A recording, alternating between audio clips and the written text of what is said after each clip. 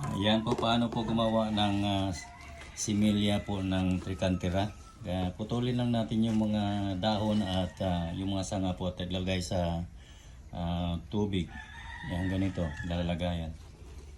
So, putulin lang po yung mga dahon. Kunin yung mga dahon at saka yung sa puno niya, yun ang itatanim natin. Ang ginawa ko, sinusubukan ko ito pag dito kukunan ko lang ng konti para madali lang tutubo. So, yan, pag mahaba masyado, pwede natin putulin yan, gawin siyang dalawa. Yan. At ilagay sa po.